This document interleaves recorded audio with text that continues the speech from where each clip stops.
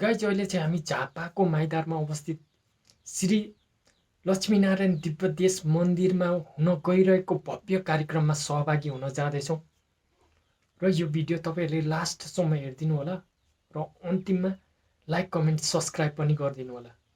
धन्यवाद।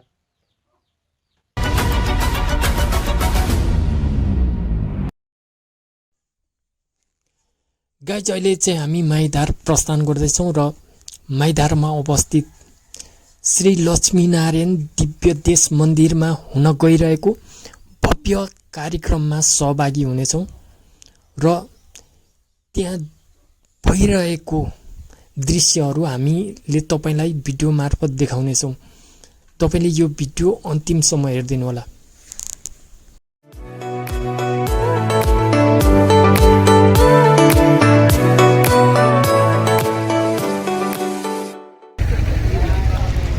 अहिले चाहिँ हामी माइदार पुगिसक्यौँ र मन्दिरमा भित्र पस्दै गरेको अवस्था। यहाँ मन्दिरमा अब कार्यक्रम सुरु हुन अवस्था छ। अहिले चाहिँ हामी भित्र पस्दै गरेको अवस्था छ। केही बेरमा तपाईँहरूलाई भित्रको दृश्यहरू पनि हामी तपाईँलाई देखाउँदैछौँ। अगाडि यहाँको पण्डितहरू, शिक्षकहरू सबै उभिरहेको अवस्था छ।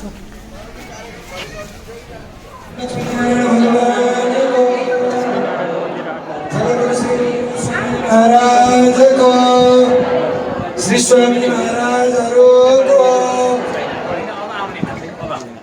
समादरणीय दिव्य आश्रम नवनिर्मित लक्ष्मीनारायण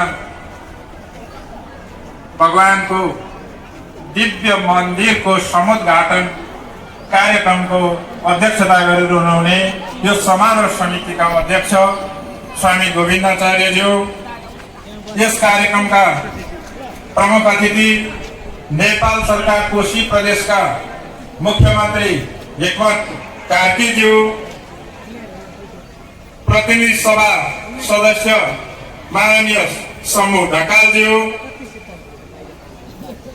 अयोध्याबाट पाल्नुभएका व्यासाचार्य प्रखरवक्ता जगद्गुरु स्वामी राघवाचार्यज्यू,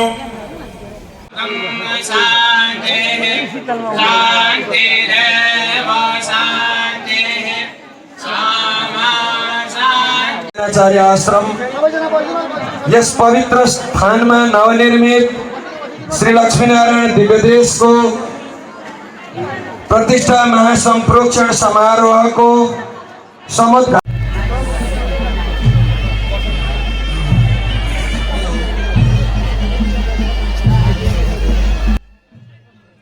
अहिले चाहिँ यहाँनिर कार्यक्रमको उद्घाटन हुन आँटेको छ र यो चाहिँ उद्घाटनको क्रम हो अहिले चाहिँ, र केही बेरमा चाहिँ उद्घाटन हुन्छ र कार्यक्रम सुरु हुन्छ। जगद्गुरु श्री राघवाचार्य स्वामी जी महाराज की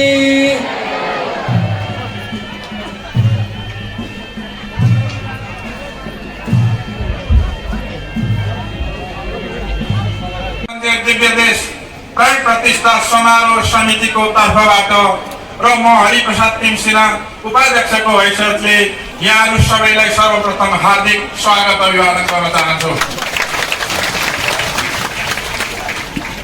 सर्वप्रथम यहाँहरूमा लक्ष्मीनारायण मन्दिर जगद्गुरु योगीराज कमलाचार्य आश्रममा निर्मित दिव्य मन्दिर दिव्य धाममा भगवानको प्राण प्रतिष्ठा कार्यमा श्रद्धा भक्तिपूर्वक भएको छ भने र पठाउनु भयो भने त्यो बनाउने कुराको पनि म यहाँका अगाडि प्रतिबद्धता व्यक्त गर्न चाहन्छु। त्यो बनाउने काम कोशी प्रदेश सरकारको हुनेछ। तपाईँहरूले त्यसलाई वैधानिक प्रक्रिया पुरा गरेर प्रस्ताव चाहिँ दर्ता गरिदिनुको लागि म श्री गोविन्दाचार्यज्यू लगायत सम्पूर्ण समितिका साथीहरूलाई आग्रह पनि गर्न चाहन्छु।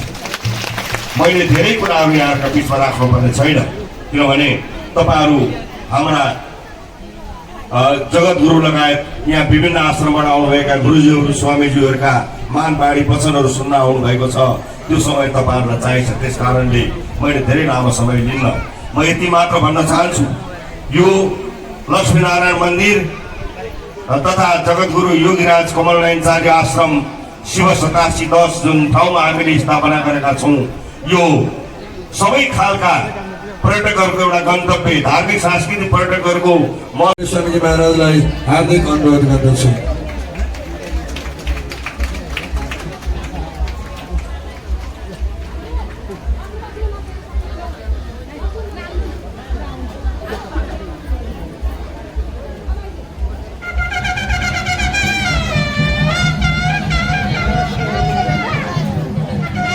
शिवशताक्षी नगरपालिकाका लेखा अधिकृत प्रकाश योन्याङ सरलाई म आसन ग्रहणका निम्ति अनुरोध गर्दछु। अब हामीसँग धेरै लामो कार्यक्रम छैन, हामी संक्षिप्त शुभकामना मन्तव्य लिएर कार्यक्रम स्थगन गर्नेछौँ। आजको कार्यक्रमलाई यहाँ रोकेर अनि हामी शोभायात्रामा जानेछौँ। आफ्नो मन्तव्य राखिदिनु हुनका निम्ति म शिवशताक्षी नगरपालिकाका प्रमुख मेगान थोप्राज्यूलाई भव्य र सभ्य ढङ्गले चाहिँ सफल रहोस् र विशेष गरेर स्वदेश तथा विदेशबाट।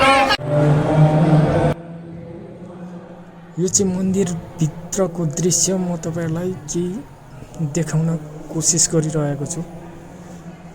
मन्दिरभित्र चाहिँ ठुलो एरिया छ र यो चाहिँ एकदम सुन्दर तरिकाले चाहिँ यहाँ चाहिँ डेकोरेसन गरिएको छ। यहाँ चाहिँ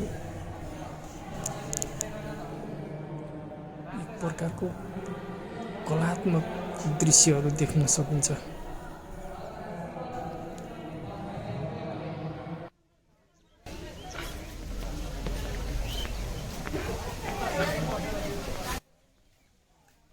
अहिले चाहिँ यहाँको भक्तजनहरू चाहिँ यहाँदेखि गएर चाहिँ अर्जुन धाराबाट चाहिँ जल ल्याउने कार्यक्रम छ। त्यो कार्यक्रममा चाहिँ सबै गइसकेको अवस्था छ। अहिले चाहिँ यहाँनिर चाहिँ यतिकै खाली खाली भएको छ। पहिला चाहिँ निकै भिड थियो। अब हामी तपाईँलाई चाहिँ यहाँको थोरै दृश्य देखाउनेछौँ।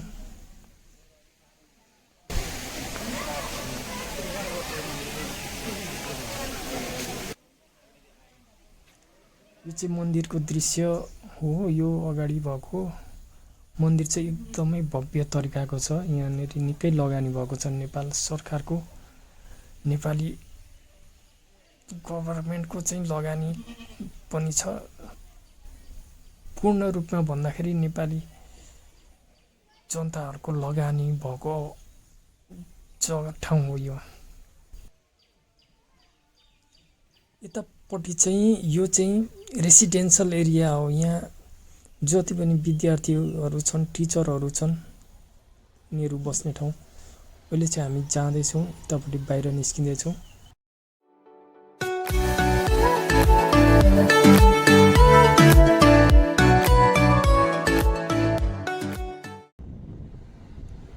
अहिले चाहिँ हामी यहाँबाट निस्केर चिल्लागढतर्फ जाँदैछौँ। अब तपाईहरूलाई हामी चिल्लागढको केही दृश्यहरू देखाउनेछौँ।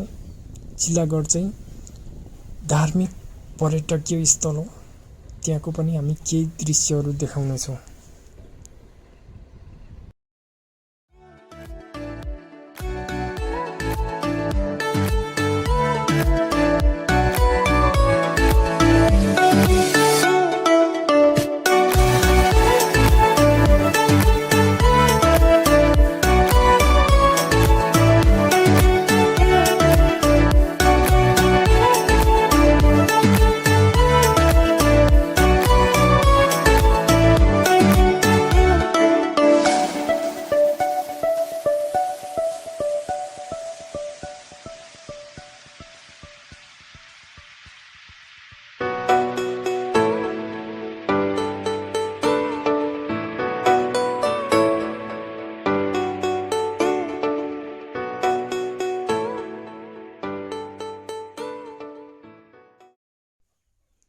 अहिले चाहिँ हामी चिल्लागढतर्फ गइरहेको छौँ।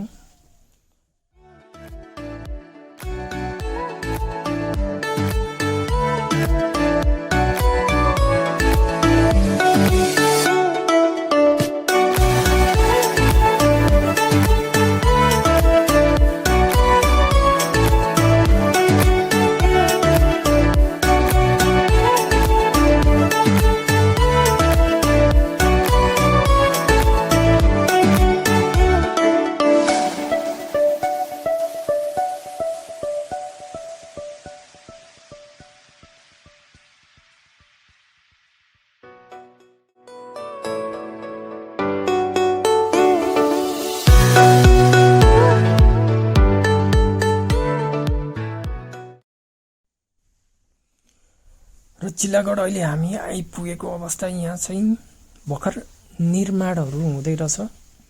पुरा निर्माण सम्पन्न बनाइसकेको सबै बनिसकेको रहेनछ। यहाँ बनाउँदै गरेको अवस्थाहरू धेरै छ र यहाँ केही 90% चाहिँ बनिसकेको छ भित्रपट्टि। पुरा गार्डनहरू एकदम राम्रो घुम्नलाई। तर आज चाहिँ गर्मी भएको कारणले हामीलाई चाहिँ त्यति रमाइलो चाहिँ महसुस भएको छैन। अगाडिपट्टि हाम्रो किराँत धर्मगुरुको शालिग मूर्ति छ। यतापट्टि बस्ने ठाउँ, पूजा गर्ने ठाउँ। यो एउटा यो चाहिँ घुम्ने मान्छेहरूको लागि फोटोहरू खिच्ने ठाउँ एकदम राम्रो छ, बेस्ट छ।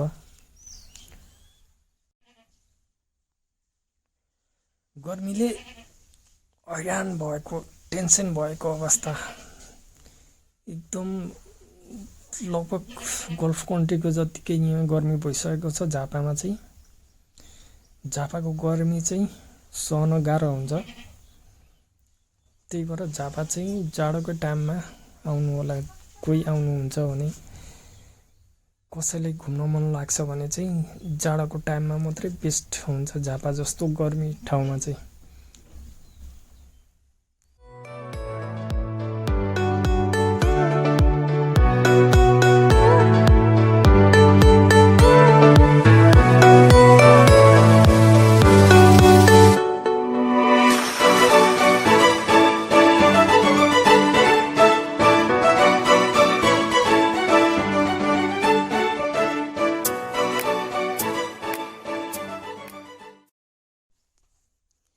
यो चाहिँ चिल्लागढको तल्लोतर्फ रहेको दुईटा बर पिपलको बोट र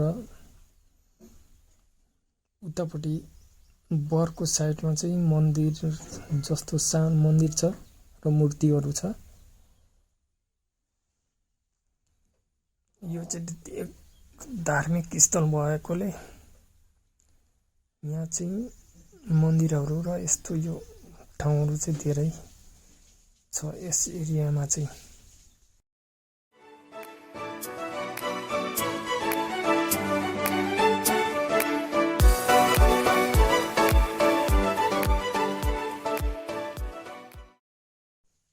अहिले चाहिँ हामी चिल्लागढ घुमेर अन्तिम टाइम भइसकेको छ र त्यहाँबाट निस्कियौँ हामी अब शिवगञ्ज तर्फबाट हुँदै आफ्नो घर रिटर्न हुँदैछौँ।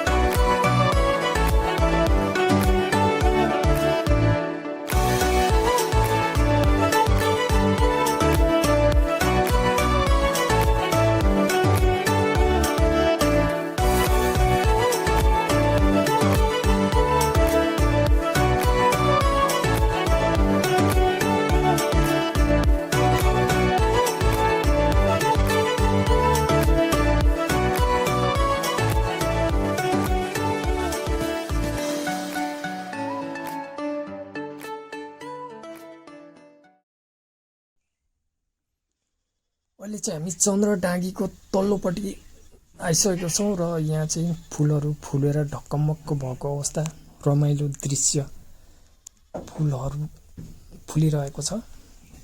यो चाहिँ एकदम रमणीय दृश्य छ यहाँको। र हामी चाहिँ भिडियोको अन्तिममा आइपुग्यौँ र अन्तिममा लाइक, कमेन्ट, सब्सक्राइब पनि गरिदिनु होला। थ्याङ्क यू, धन्यवाद।